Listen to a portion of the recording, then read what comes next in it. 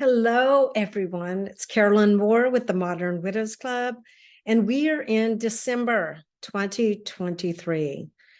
Wow, it's been a whole year.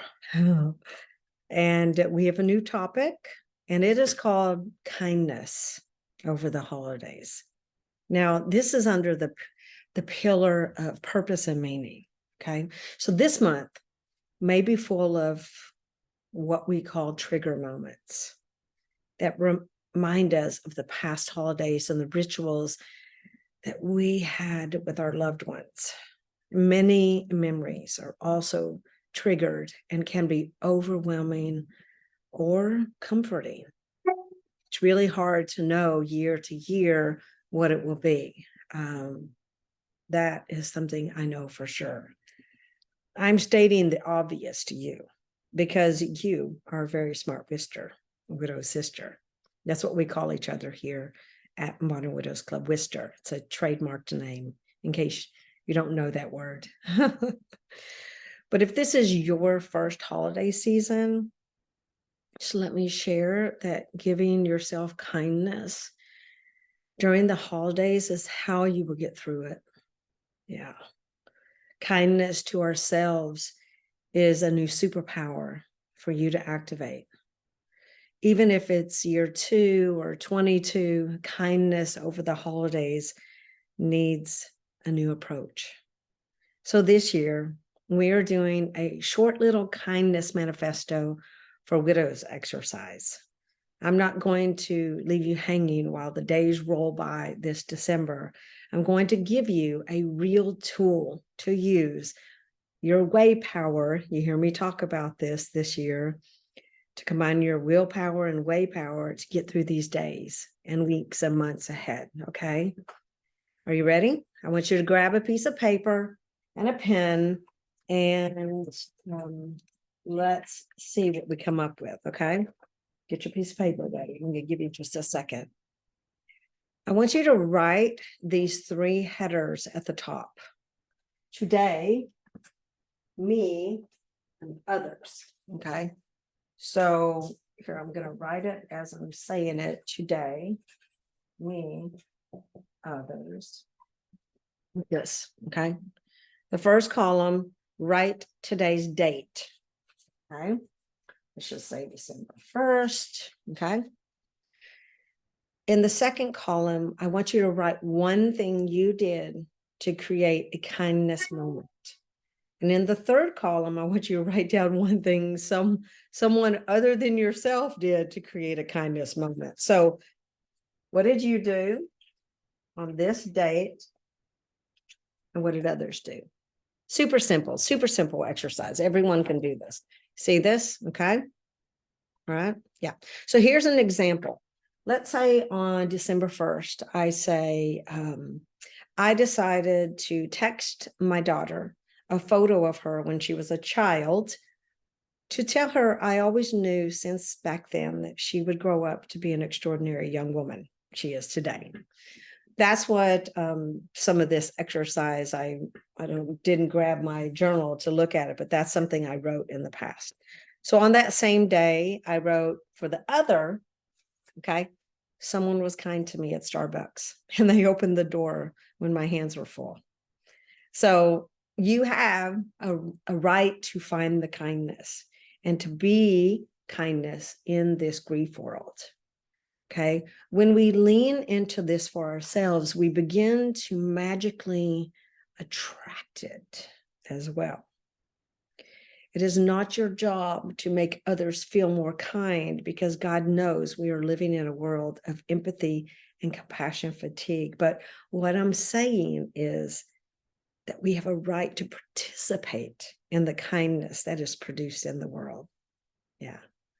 This is you respecting your grief and growth process. This is how we live within that circumstance. It is a way to navigate through the survival part of widowhood and to find your way to the thriving part. Surviving is grasping for hope. Thriving is leaning into the growth.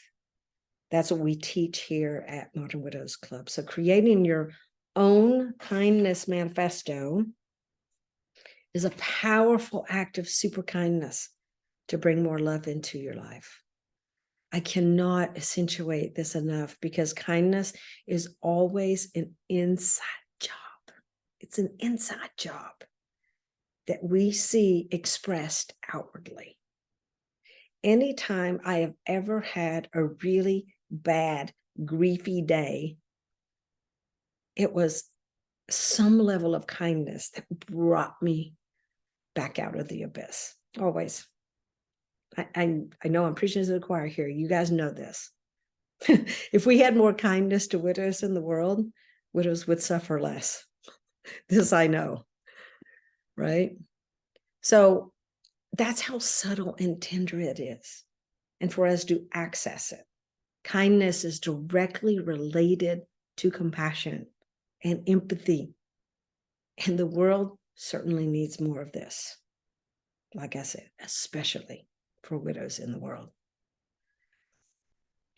It is my greatest dream and hope that the widow advocacy and awareness that we create here at Modern Widows Club will begin to change current societal culture to be more of all of that towards you.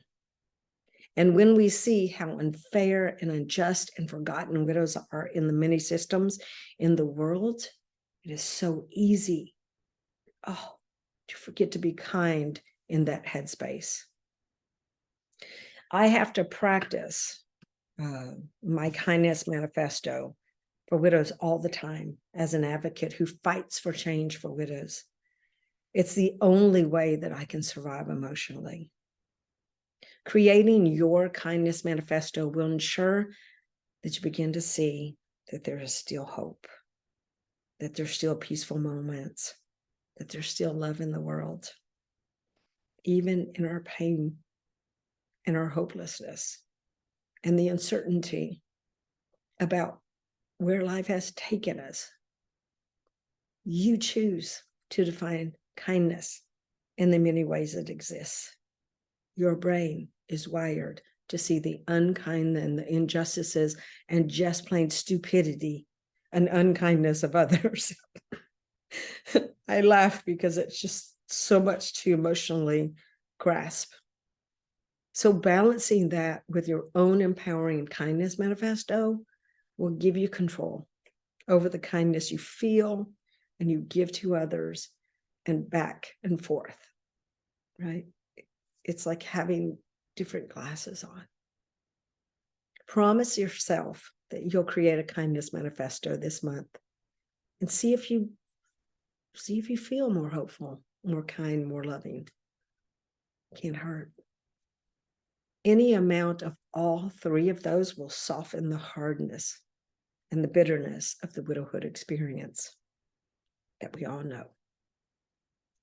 To diffuse the walls we've built, maybe that we've built around us to protect us, but also they hold us back from feeling the good feelings we need versus the hard and the hurtful feelings that can sneak in and ruin the very best of moments.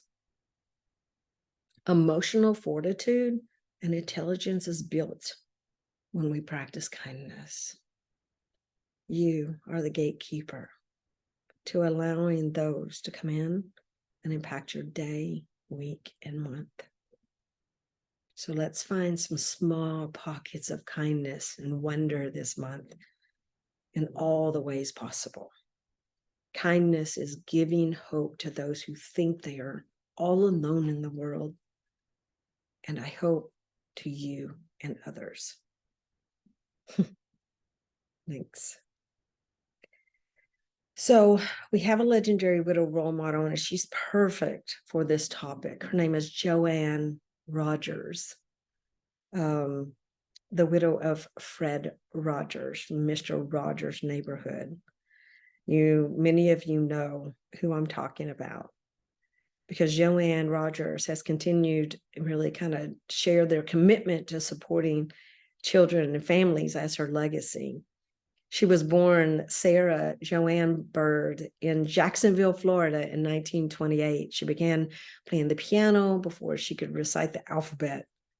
Her talent for the instrument earned her a scholarship to study piano right here in Rollins College, Florida, in Orlando, where I live.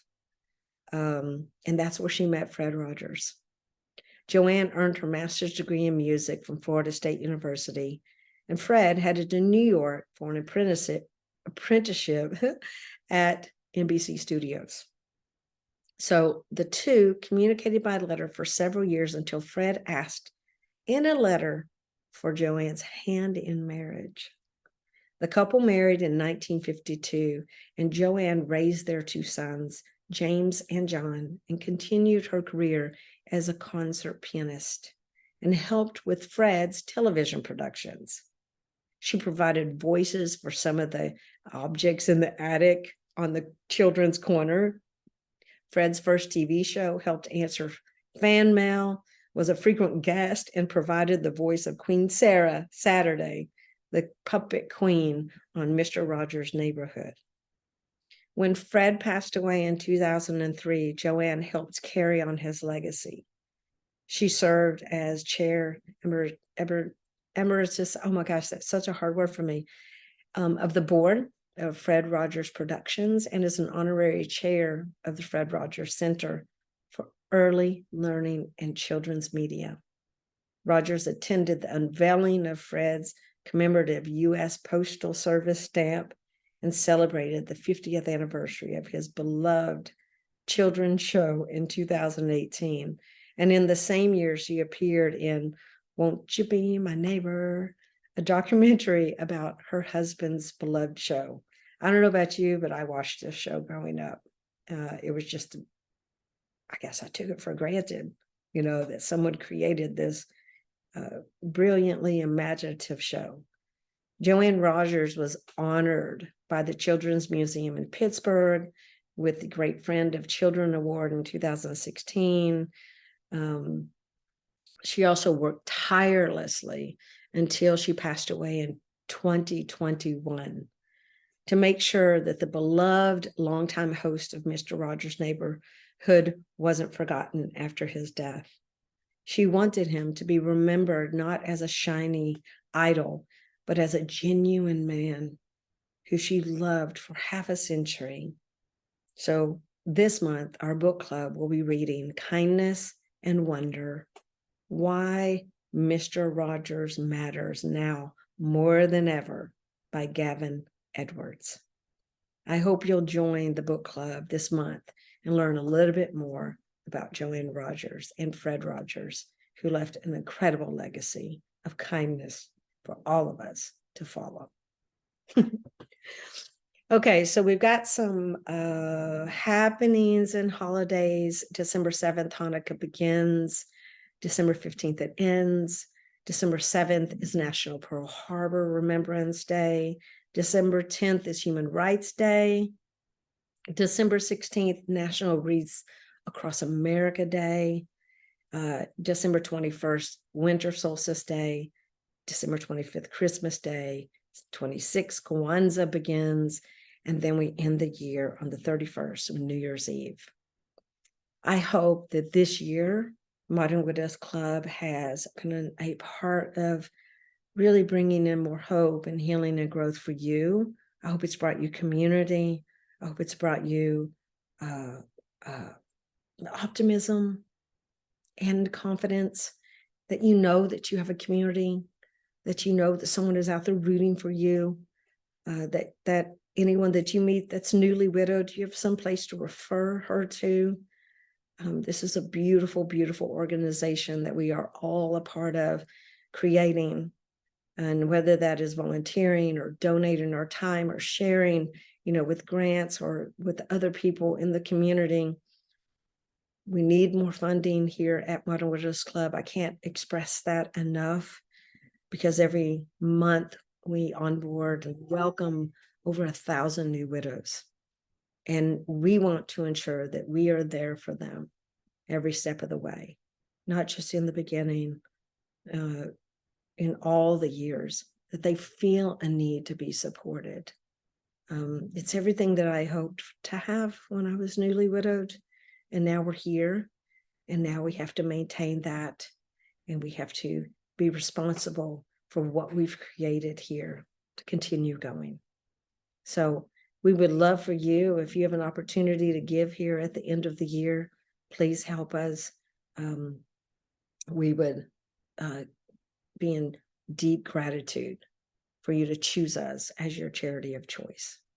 And I hope that your holidays are full of peace and love and hope and lots of kindness in the world. We will find it. We will keep it. We will create it. Much love to you. I'll see you in 2024.